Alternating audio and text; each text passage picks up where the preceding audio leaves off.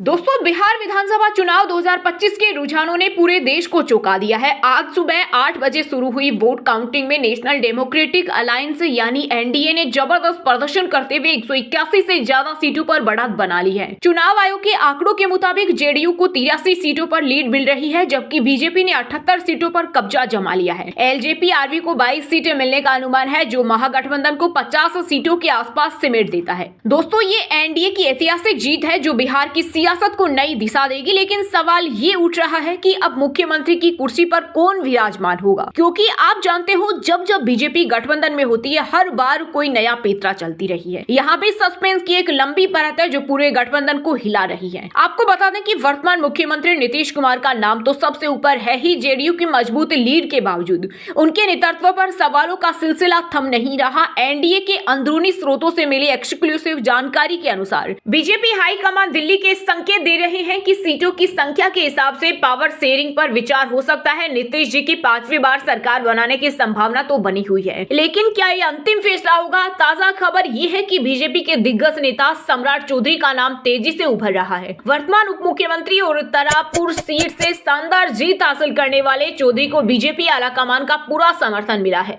उनके पक्ष में ये तर्क दिया जा रहा है कि बिहार की पिछड़ी और अति पिछड़ी जातियों के बीच उनकी पकड़ अटल है। सम्राट चौधरी ने खुद कहा, एनडीए की जीत मोदी जी की विजन का परिणाम है और हम बिहार को नई ऊंचाइयों पर ले जाएंगे। क्या ये बयान सीएम पद का संकेत है? दोस्तों, घड़ी की टिक टिक के साथ सस्पेंस बढ़ता जा रहा है। इसी बीच एक और नाम जो जोर पकड़ रहा है वह है बीजेपी के अन्य उप मुख्यमंत्री विजय कुमार सिन्हा। लखीसराय से मजबूत बढ़त के साथ वो विधानसभा स्पीकर के रूप में भी अपनी छाप छोड़ चुके हैं। सिन्हा का फोकस युवा और शहरी वोटरों पर रहा है और बीजेपी की 78 सीटों में उनकी भूमिका अहम मानी जा रही है।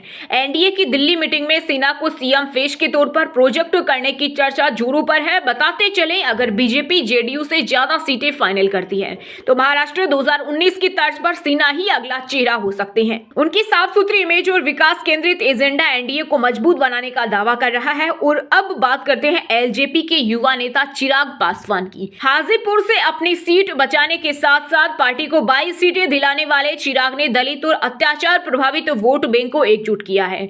एनडीए के सहयोगी के रूप में चिराग का नाम सीएम पद के लिए भले ही कम चर्चा में हो, लेकिन डिप्टी सीएम या पावरफुल मंत्रालय की मांग के साथ वे गठबंधन के बैलेंसिंग फोर्स बन चुके हैं। चिराग ने कहा, बिहार के युवाओं का सपना हम पूरा करेंगे। क्या ये बयान उनके बड़े रोल का इशारा है? एनडीए की कोर कमेटी मीटिंग कल होने वाली है, जहां ये सभी नामों पर अंतिम मुहर लगेगी। नीतीश कुमार की अनुभवी छवि बनाम बीजेपी की नई ऊर्जा, ये टकराव बिहार की सियासत को रोमांचक बना रहा है। दोस्तों, जैसा कि ट्रेंड्स साफ बता रहे हैं कि एनडीए की सरकार तो बनेगी, लेकिन सीएम का चेहरा कौन होगा? नीतीश, सम्राट, विजय सिन्हा या चिराग पासवान? ये सस्पेंस आने वाले घंटों में सुलझेगा। हमारी टीम लगातार अपडेट लाती रहेगी। अगर आपको ये विश्लेषक पसंद आया तो वीडियो को लाइक करें, अपने दोस्तों के साथ शेयर करें और चैनल को सब्सक्राइब करना न भूलें। धन्यवाद।